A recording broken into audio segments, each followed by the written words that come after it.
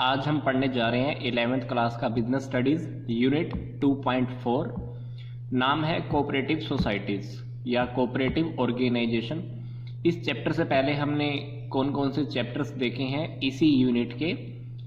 Salt proprietorship, फिर हमने देखा पार्टनरशिप क्या होती है, फिर हमने देखा कि जॉइंट हिंदू फैमिली बिजनेस। ये हम पहले 2.1, 2.2 और 2.3 इन 3 यूनिट्स में देख चुके हैं। इसी सीरीज में ही हमारा जो अगला चैप्टर है वो है कोऑपरेटिव सोसाइटीज का, कोऑपरेटिव ऑर्गेनाइजेशन का। इसका हिंदी में अगर आपके पास बुक है तो आपको इसको हिंदी में नाम मिलेगा सहकारी समितियां या सहकारी संगठन। इस चैप्टर के अंदर सबसे पहले हम ये देखेंगे कोऑपरेटिव ऑर्गेनाइजेशंस का मीनिंग क्या है, इसकी सबसे खास बात, इसकी विशेषताएं क्या है, इसका रजिस्ट्रेशन कैसे होता है, इसके ऑफिस के अंदर सहकारी समिति के जो अधिकारी होते हैं, जो ऑफिसर्स होते हैं, वो कौन कौन होता है, कोऑपरेटिव सोसाइटीज की क्या टाइप्स होती हैं, कोऑपरेटिव सोसाइटीज बनाने के क्या फायदे होते हैं, और फिर हम एक लास्ट में एक टॉपिक पढ़ेंगे कि कोऑपरेटिव ऑर्गेनाइजेशन या कोऑपरेटिव सोसाइटीज की लिमिटेशंस क्या है, क्या सीमाएं हैं। बहुत ही इजी चैप्टर है ये। तो सबसे पहले हम इस कोऑपरेटिव ऑर्गेनाइजेशन का मीनिंग देख लेते हैं। देखो, कोऑपरेटिव ऑर्गेनाइजेशन का मतलब है कि एक ऐसा एंटरप्राइज है जो एस्टेब्लिश की जाती है voluntary by the some people for the common economic interest. कुछ लोग होते हैं, उनका जो इंटरेस्ट होता है, उनका जो रुचि होती है वो सेम काम की होती है। जब सेम इंटरेस्ट रखने वाले, सेम रुचि रखने वाले कुछ लोग मिलकर ऐच्छिक रूप से एक ऑर्गेनाइजेशन बनाते हैं तो उसको हम बोलते हैं कोऑपरेटिव ऑर्गेनाइजेशन। तो ये कोऑपरेटिव वर्ड हम कह सकते हैं कि वैसे कोऑपरेशन वर्ड से ही आया होगा, क्योंकि कोऑपरेशन का मतलब क्या होता है, सहयोग करना। तो कोऑपरेटिव ऑर्गेनाइजेशन किस लिए बनती हैं, सहयोग करने के लिए ही बनती हैं। और कोऑपरेटिव वर्ड का जो मीनिंग है उसका मतलब है मिलकर कोई काम करना। इसका एक मोटो भी होता है, ये कहते हैं कि प्रत्येक सबके लिए और सब प्रत्येक के लिए। मतलब बहुत सारे लोग मिलकर क्या करते हैं, एक ऑर्गेनाइजेशन बनाते हैं और उसका जो फायदा होता है वो ऑर्गेनाइजेशन के अंदर जितने भी मेंबर्स होते हैं, हर मेंबर्स को अपना फायदा उन लोगों को पहुंचाते हैं। जरूरत के वक्त हर मेंबर की हेल्प की जाती है। तो इसमें क्या होता है, फॉर एग्जांपल इस टाइप की ऑर्गेनाइजेशन के अंदर पहला एग्जांपल मैं आपको कह सकता हूं कि लोग क्या करते हैं, जो भी मेंबर्स होते हैं अपनी छोटी छोटी सेविंग को इकट्ठा करके बहुत बड़ा पैसा इकट्ठा कर लेते हैं और फिर उस पैसे से उस व्यक्ति की हेल्प की जाती है जिस व्यक्ति को लोन की जरूरत होती है। दूसरा एग्जांपल, मान लो कस्टमर्स हैं, 15 कस्टमर्स हैं। 15 कस्टमर्स अगर मार्केट में से कुछ खरीदने जाते हैं तो उनको अलग अलग खरीदने की वजह से माल महंगा पड़ता है। अब 15 के 15 कस्टमर अगर मिल जाएं, ऑर्गेनाइजेशन बना लें, अब वो 15 कस्टमर की क्या बन गई, एक अकेली ऑर्गेनाइजेशन बन गई। अब अगर वो अकेली ऑर्गेनाइजेशन कहीं से इकट्ठा माल उठाती है, कहीं से इकट्ठा परचेज करती है, तो डेफिनेटली वो अब हमको सस्ता मिलने वाला है। अब उस सस्ता मिलने की वजह से जो भी बेनिफिट होगा वो बेनिफिट उस ऑर्गेनाइजेशन के मेंबर्स के बीच में बांट दिया जाता है। तो सबका भला करने के लिए, सबका फायदा करने के लिए ये कोऑपरेटिव ऑर्गेनाइजेशन बनाई जाती है। कोऑपरेटिव ऑर्गेनाइजेशन के अंदर जो भी लोग होते हैं, मेंबर्स होते हैं, अगर वो बिजनेस करना चाहते हैं तो बिजनेस करने के जो भी उनके रूल्स और रेगुलेशंस होते हैं वो भी सिंपल बाकी के बिजनेस की तरह ही होते हैं। ये लोग, ये मेंबर्स, ये कोऑपरेटिव ऑर्गेनाइजेशन का जो टारगेट होता है वो प्रॉफिट कमाना नहीं होता है, परंतु ये क्या करना चाहते हैं, एक दूसरे की हेल्प करना चाहते हैं, एक दूसरे की सेवा करने चाहते हैं, ताकि एक ऑर्गेनाइजेशन बनाकर जितने भी मेंबर्स हैं आपस में सभी मेंबर्स की एक दूसरे की हेल्प की जा सके। और अगर आप अपनी ऑर्गेनाइजेशन का रजिस्ट्रेशन भी करवाना चाहते हैं तो कोऑपरेटिव सोसाइटीज एक्ट 1912 है, उसके अकॉर्डिंग आप अपना रजिस्ट्रेशन भी करवा सकते हैं। अदरवाइज रजिस्ट्रेशन के बगैर कोई भी ऑर्गेनाइजेशन अपने नेम के आगे कोऑपरेटिव वर्ड यूज नहीं कर पाएगी। ये कोऑपरेटिव वर्ड आप तभी यूज कर पाओगे जब आप रजिस्ट्रेशन करवा लेते हो। अब हम जान लेते हैं कि कोऑपरेटिव ऑर्गेनाइजेशन की क्या कैरेक्टरिस्टिक्स होती हैं, क्या फीचर्स होते हैं। सबसे पहला फीचर है वॉलेंट्री मेंबरशिप। इसका मतलब है कि जो भी मेंबर ऑर्गेनाइजेशन को ज्वाइन करते हैं अपनी मर्जी से करते हैं। हम किसी भी मेंबर को मेंबर बनने के लिए बाध्य नहीं कर सकते, मजबूर नहीं कर सकते। अगर कोई ऑर्गेनाइजेशन को छोड़ना चाहता है तो वो इंफॉर्मेशन देकर एक सही टाइम पर इंफॉर्मेशन देगा।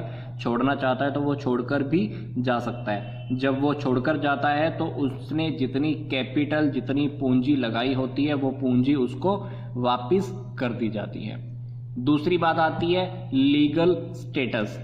इन ऑर्गेनाइजेशन का एक लीगल स्टेटस होता है। मैंने आपको पहले भी बताया कि आप कोऑपरेटिव वर्ड तभी यूज कर पाओगे जब आप रजिस्ट्रेशन करवा लेते हो, अदरवाइज आप कोऑपरेटिव वर्ड को यूज नहीं कर पाओगे।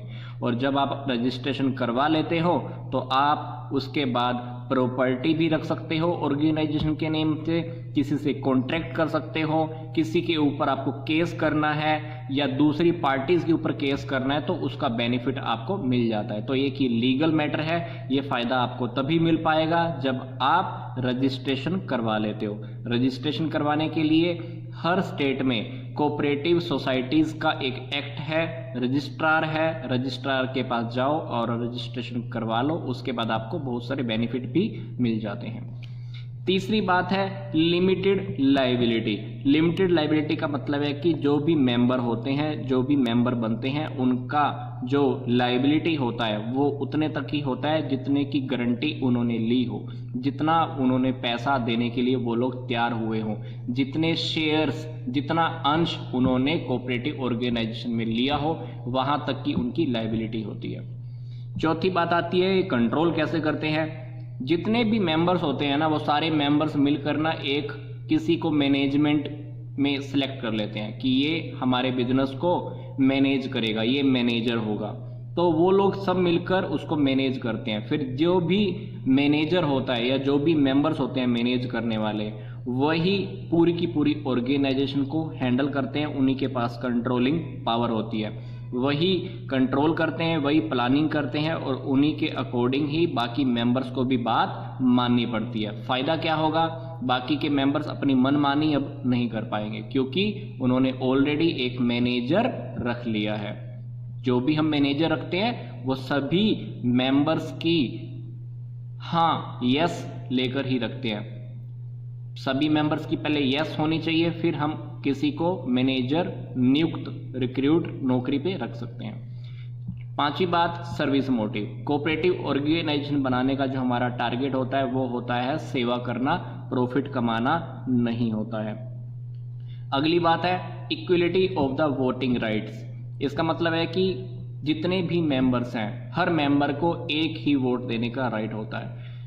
अगर कोई बंदा कहे कि मेरे पास ज़्यादा पैसा मैंने लगाया है, मैं तो 5 वोट दूंगा, वो 5 वोट नहीं दे सकता है। हर मेंबर को सिर्फ एक ही वोट देने का अधिकार होता है। फिर सातवीं बात आती है डिस्पोजल ऑफ सरप्लस। अगर इस प्रकार की ऑर्गेनाइजेशन के अंदर बिजनेस चलाते चलाते प्रॉफिट हो जाते हैं तो क्या होता है, उस प्रॉफिट का चौथा हिस्सा हमको कानून के हिसाब से जनरल रिजर्व में रखना पड़ता है। कैपिटल पर अच्छा डिविडेंड दिया जाता है, उसको रिटर्न दी जाती है।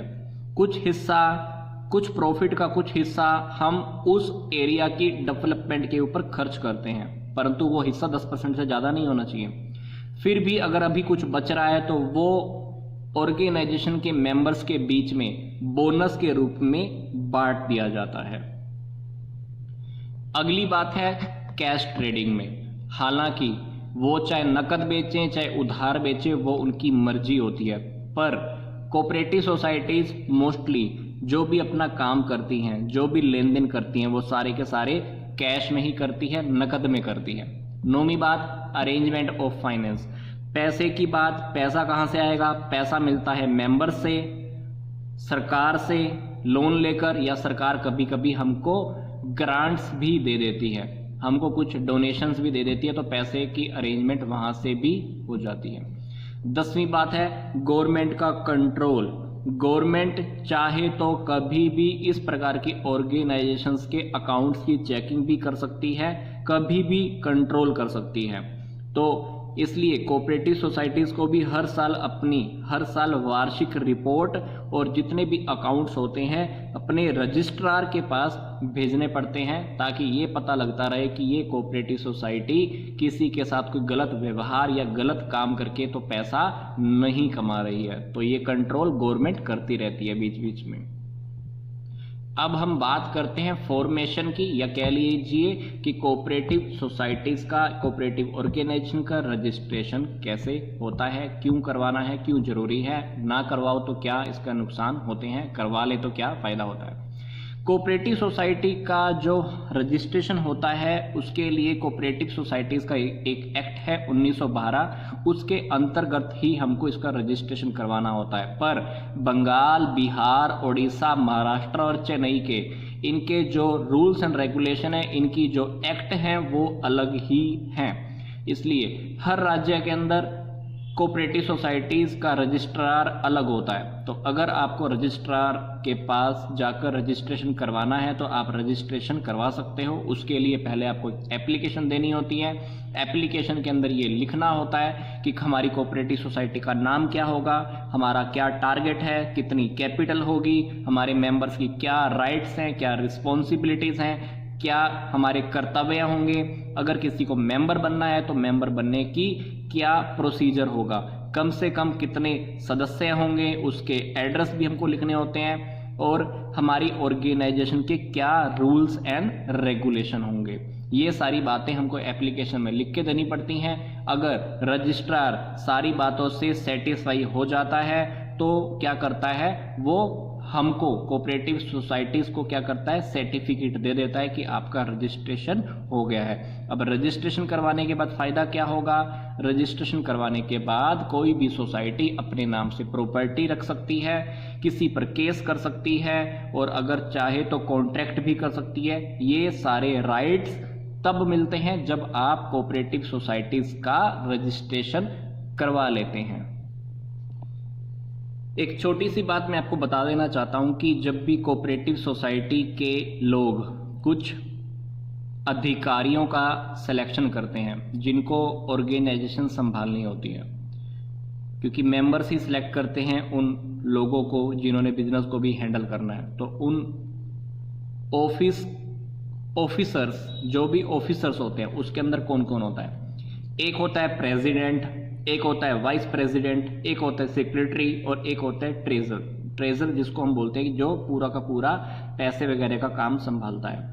पर एक बात हमको ये ध्यान रखनी है कि कोऑपरेटिव सोसाइटीज़ के जितने भी मेंबर होते हैं हर 2 साल के बाद ऑर्गेनाइजेशन के अंदर जो भी हमने अधिकारियों लेवल पर, मैनेजमेंट के लेवल पे जिन भी लोगों को मैंने सिलेक्ट किया था उन मेंबर्स को 2 साल के बाद बदलते रहना होता है। मतलब हर 2 साल के बाद हमको फिर से नए मेंबर्स का सिलेक्शन करना होता है, दोबारा से सिलेक्शन होता है। कौन कौन होता है, प्रेसिडेंट, वाइस प्रेसिडेंट, सेक्रेटरी, और एक खजांची होता है जिसको हम बोलते हैं ट्रेजरर। तो ये मेंबर्स का सिलेक्शन हर 2 साल के बाद फिर से होता रहता है।